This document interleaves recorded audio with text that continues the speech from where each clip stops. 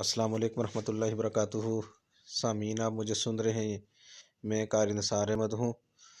تو سامعین، یہ ایک بہت ہی اچھی نظم ہے، حکیم صاحب نے لکھی ہے، اور اس کے اندر تمام بیماریوں کے علاج موجود ہیں۔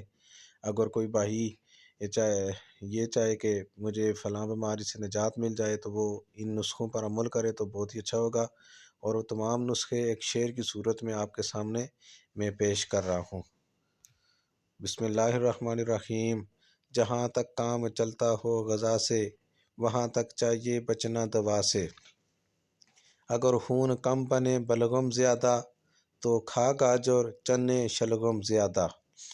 جگر کے بال پہ ہے انسان جیتا، اگر ضعیف جگر ہے کھا پیتا۔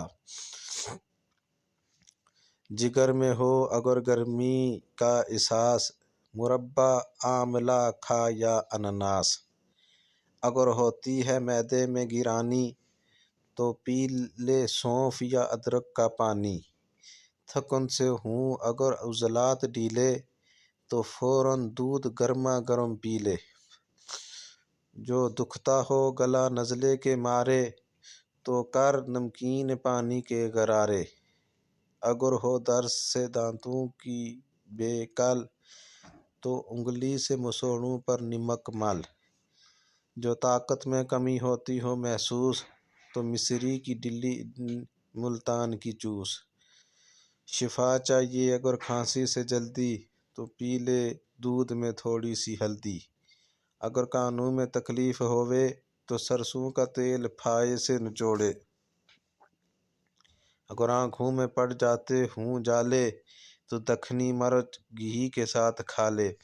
تپ دق سے اگر چاہے رہائی، بدل پانی کے گنا چوس بھائی۔ دمے میں یہ غذا بے شک ہے اچھی، کھٹائی چھوڑ کھا دریا کی مچھی۔ اگر تجھ کو لگے جاڑے میں سردی، تو استعمال کر انڈے کی زردی۔ جو بد ہضمی میں تو چاہے افاقہ، تو دو ایک وقت کا کر لے تو فاقہ۔ تو محترم سامعین، مجھے امید ہے کہ آپ کو یہ شعر سمجھ بھی آئے ہوں گے اور آپ کو پسند بھی آئے ہوں گے۔